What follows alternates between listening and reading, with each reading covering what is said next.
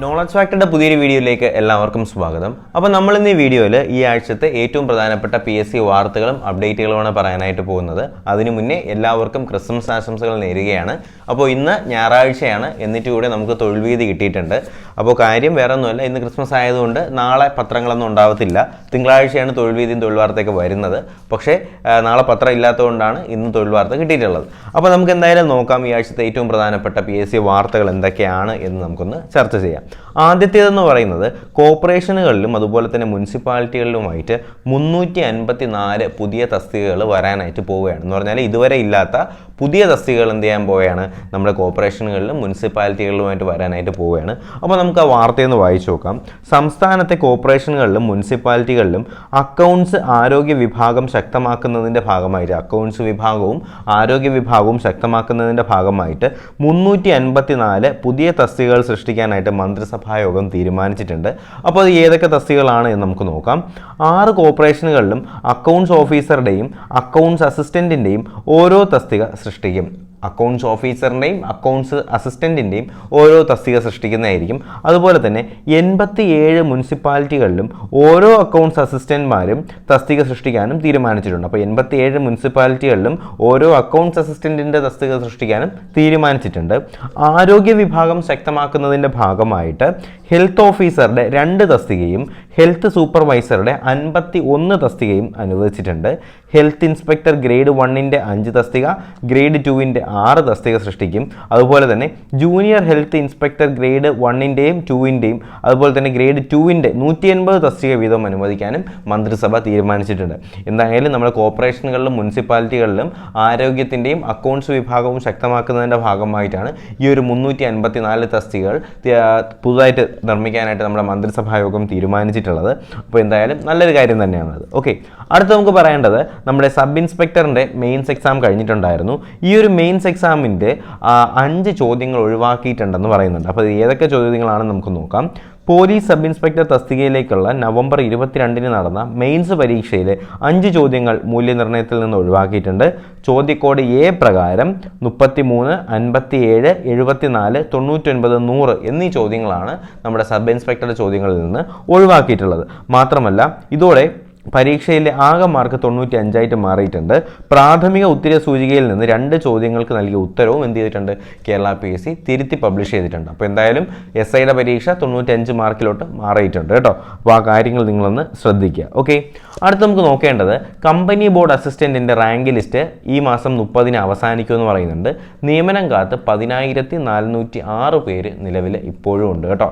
അപ്പോൾ അത് വളരെ മോശമായിട്ടൊരു കാര്യം തന്നെയാണ്. കാര്യം ഡിസംബർ 30 അവസാനിക്കുന്ന ഈ ഒരു കമ്പനി ബോർഡ് അസിസ്റ്റൻറ്റിന് നിയമനം കാത്ത് ഇനിയും 10,406 പേര് ഉണ്ട്. അപ്പോൾ അവർക്ക് എങ്ങനെയാണ് എന്നുള്ള കാര്യമൊക്കെ സംശയമാണ്. എന്തായാലും അവർക്കും നിയമനം ലഭിക്കട്ടെ എന്ന് തന്നെ നമുക്ക് പ്രാർത്ഥിക്കാനായി.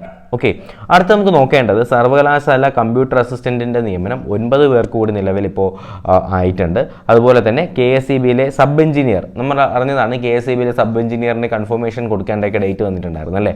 അപ്പോൾ KSEBയിലെ ഈ ഒരു സബ് എഞ്ചിനീയർ എന്ന് പറയുന്ന പോസ്റ്റിലേക്കുള്ള 13,619 തസ്തികകൾ അസാധുവായിട്ട് പോയിരിക്കുകയാണ്. അതിൻ്റെ കാര്യം മറ്റൊന്നുമല്ല, കൺഫർമേഷൻ കൊടുക്കാത്തത് തന്നെയാണ്. ഒരു പരീക്ഷ അപ്ലൈ ചെയ്തുകൊണ്ട് മാത്രം നമ്മൾ അതിനെ എഴുതാൻ വേണ്ടി എലിജിബിൾ ആവത്തില്ല. കൺഫർമേഷൻ കൊടുക്കേണ്ട സമയത്ത് തന്നെ കൺഫർമേഷൻ കൊടുത്തിരിക്കണം. ഓക്കെ, അങ്ങനെയാണ് KSEBയിലെ ഈ ഒരു 13,619 തസ്തികകൾ അസാധുവായിട്ട് പോയത്. ഓക്കെ, അതുപോലെ തന്നെ ടെലികമ്മ്യൂണിക്കേഷൻ കോൺസ്റ്റബിളിൻ്റെ ലിസ്റ്റ് വന്നിട്ടുണ്ടായിരുന്നു. 1,803 പേര് ആ ഒരു ലിസ്റ്റിനകത്തുണ്ട്. അതുപോലെ തന്നെ മാർച്ചിലേക്കുള്ള കേരള PSCയുടെ പരീക്ഷാ കലണ്ടർ പ്രസിദ്ധീകരിച്ച കാര്യവും നമ്മൾ അറിഞ്ഞതാണ് അല്ലേ. അതിനകത്ത് കുറച്ചധികം പരീക്ഷകളുണ്ട്, നമുക്കതൊന്ന് വായിച്ചു നോക്കാം. ജനുവരി 9 വരെ കൺഫർമേഷൻ നൽകാമെന്ന് പറയുന്നുണ്ട്. 2023 മാർച്ചിലെ പരീക്ഷാ കലണ്ടർ PSC പ്രസിദ്ധീകരിച്ചു.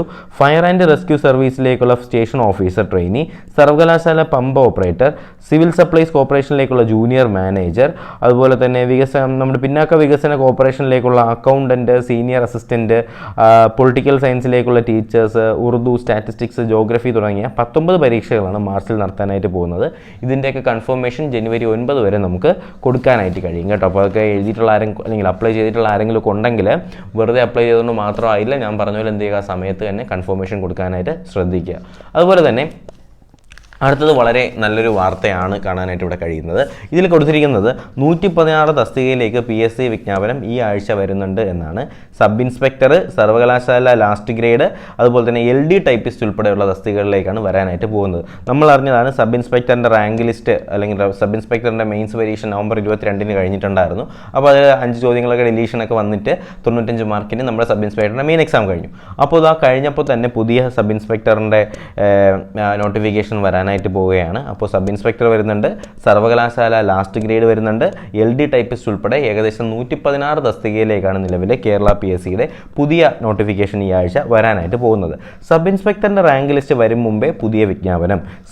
സിവിൽ പോലീസ് ഓഫീസർ, വനിതാ സിവിൽ പോലീസ് ഓഫീസർ തസ്തികയ്ക്ക് പിന്നാലെ സബ് ഇൻസ്പെക്ടറിൻ്റെ തസ്തികയിലും മുൻ വിജ്ഞാപന പ്രകാരമുള്ള റാങ്ക് ലിസ്റ്റ് പ്രസിദ്ധീകരിക്കുന്ന മുന്നേ പുതിയ വിജ്ഞാപനം വരികയാണ്.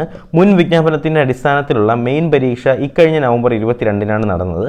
ഇതിലെ വിജയികളെ ഉൾപ്പെടുത്തി ഷോർട്ട് ലിസ്റ്റ് പ്രസിദ്ധീകരിക്കും. ഇവരുടെ കായികക്ഷമത പരീക്ഷ പൂർത്തിയാക്കി വിജയികൾക്ക് ഇൻ്റർവ്യൂ നടത്തിയ ശേഷമാണ് റാങ്ക് ലിസ്റ്റ് പ്രസിദ്ധീകരിക്കുക. ഈ തസ്തികയുടെ 239 ഒഴിവുകളാണ് ഇതുവരെ PSCയിൽ റിപ്പോർട്ട് ചെയ്തിട്ടുള്ളത്. അപ്പോൾ 239 പേർക്കായിരിക്കും സബ് ഇൻസ്പെക്ടറിന് ആ ഒരു തസ്തികയിലേക്ക് ലഭിക്കുക. അതുപോലെ തന്നെ യൂണിവേഴ്സിറ്റി അസിസ്റ്റൻറ്റ്, യൂണിവേഴ്സിറ്റി ലാസ്റ്റ് ഗ്രേഡിൽ ആദ്യ വിജ്ഞാപനം വരാനായിട്ട് പോവുകയാണ്. സംസ്ഥാനത്തെ സർവകലാശാലകളിലെ ലാസ്റ്റ് ഗ്രേഡ് സർവൻ്റ് തസ്തികയുടെ ആദ്യ വിജ്ഞാപനമാണ് PSC പ്രസിദ്ധീകരിക്കുന്നത്. വിജ്ഞാപനത്തിൽ പ്രതീക്ഷിത ഒഴിവ് എന്നാണ് പറയുന്നതെങ്കിലും വിവിധ സർവകലാശാലകളിലായി തന്നെ 1000-ഓളം ഒഴിവുകൾ നിലവിലുണ്ടെന്നാണ് വിവരം. കേരള സർവകലാശാലയിൽ മാത്രം 300-ഓളം ഒഴിവുകൾ ലഭിച്ചിട്ടുണ്ട്.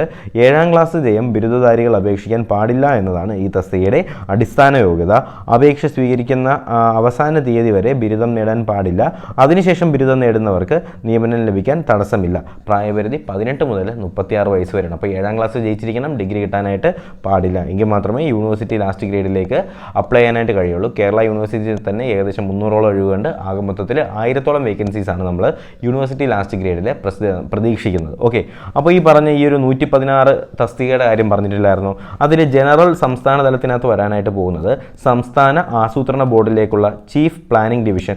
ഈ ഒരു ലിസ്റ്റ് ഞാൻ നമ്മുടെ ടെലഗ്രാം ഗ്രൂപ്പിൽ ഇട്ടേക്കാം കേട്ടോ. ഞാൻ വായിക്കുന്നത് മാത്രമല്ലാതെ ഈ ഒരു ലിസ്റ്റ് ഞാൻ ടെലഗ്രാം ഗ്രൂപ്പിൽ ഇട്ടേക്കാം. ആവശ്യമുള്ളവർ ഇപ്പോൾ തന്നെ ടെലഗ്രാം ഗ്രൂപ്പിലേക്ക് ജോയിൻ ചെയ്യുക. എന്തെങ്കിലും സംശയമുള്ളവർ എനിക്ക് ഇൻസ്റ്റാഗ്രാമിലേക്ക് മെസ്സേജ് അയച്ചാൽ മതി. കുറച്ച് ലേറ്റ് ആയിട്ടായാലും നിങ്ങൾക്ക് റിപ്ലൈ തരുന്നതായിരിക്കും. ഓക്കെ, അപ്പോൾ ഒന്ന് നോക്കുക. ജനറൽ സംസ്ഥാന തലത്തിലേക്ക് വരാനായിട്ട് പോകുന്നത് സംസ്ഥാന ആസൂത്രണ ബോർഡിലേക്കുള്ള ചീഫ് പ്ലാനിംഗ് ഡിവിഷൻ, അതുപോലെ തന്നെ ചീഫ് പ്ലാൻ കോർഡിനേഷൻ ഡിവിഷനിലേക്കുള്ള ഓഫീസർ, സ്റ്റേറ്റ് പ്രോസിക്യൂട്ടർ സർവീസിലേക്കുള്ള അസിസ്റ്റന്റ് പബ്ലിക് പ്രോസിക്യൂട്ടർ ഗ്രേഡ് 2, പൊതുമരാമത്ത് വകുപ്പിലേക്കുള്ള അസിസ്റ്റന്റ് എഞ്ചിനീയർ സിവിൽ നേരിട്ടും തസ്തിക മാറ്റം വഴിയും, ജലസേചന വകുപ്പിലേക്കുള്ള അസിസ്റ്റന്റ് എഞ്ചിനീയർ, അതുപോലെ തന്നെ ജലസേചന വകുപ്പിലേക്കുള്ള അസിസ്റ്റന്റ് എഞ്ചിനീയർ മെക്കാനിക്കൽ, കാർഷിക വികസന കാർഷികക്ഷേമ വകുപ്പിലേക്കുള്ള അസിസ്റ്റന്റ് എഞ്ചിനീയർ അഗ്രികൾച്ചർ, സാങ്കേതിക വിദ്യാഭ്യാസ വകുപ്പിലേക്കുള്ള പോളിടെക്നിക്കിലേക്കുള്ള അസിസ്റ്റന്റ് ലെക്ചർമാർ, മെഡിക്കൽ വിദ്യാഭ്യാസ വകുപ്പിലേക്കുള്ള സയന്റിഫിക് അസിസ്റ്റന്റുമാർ, അതുപോലെ തന്നെ പോലീസ് വകുപ്പിലേക്കുള്ള sub inspector of police trainee, armed police sub inspector, അതുപോലെ തന്നെ ഫോട്ടോഗ്രാഫർ ഇൻഷുറൻസ് മെഡിക്കൽ സർവീസിലേക്കുള്ള സയന്റിഫിക് അസിസ്റ്റന്റ്. അങ്ങനെ ഒരുപാട് തസ്തികകൾ എന്ത് ചെയ്യുന്നുണ്ട്, നമ്മുടെ ജനറൽ സംസ്ഥാന തലത്തിലേക്ക് വരാനായിട്ട് പോകുന്നുണ്ട്. ജനറൽ ജില്ലാ തലത്തിലും അതുപോലെ തന്നെ നമ്മുടെ NCA SC പ്രത്യേക വിജ്ഞാപനത്തിലൊക്കെ ഒരുപാട് തസ്തികകൾ നമുക്ക് വരാനായിട്ട് പോകുന്നുണ്ട്. ഈ ഒരു പേജിൻ്റെ ഡീറ്റെയിൽ ഒരു ഫോട്ടോഗ്രാഫി ഞാൻ നമ്മുടെ ടെലഗ്രാം ചാനലിൽ ഇട്ടേക്കാം. ആവശ്യമുള്ളവർ എന്ത് ചെയ്യുക, ഇപ്പോൾ തന്നെ ടെലഗ്രാം ചാനലിലേക്ക് ഡിസ്ക്രിപ്ഷനിലുള്ള ലിങ്ക് വഴി ജോയിൻ ചെയ്യുക. അങ്ങനെയാണെങ്കിൽ നിങ്ങൾക്ക് എന്ത് ചെയ്യാനായിട്ട് കഴിയും, ഈ ഒരു പേജ് ലഭിക്കുന്നതായിരിക്കും. അതുപോലെ തന്നെ PSCയുമായിട്ട് എന്ത് റിലേറ്റ് ചെയ്തിട്ടുള്ള എന്ത് ഡൗട്ട്സ് ഉണ്ടെങ്കിലും നിങ്ങൾക്ക് എനിക്ക് മെസ്സേജ് ആയിട്ട് അയക്കാവുന്നതാണ്.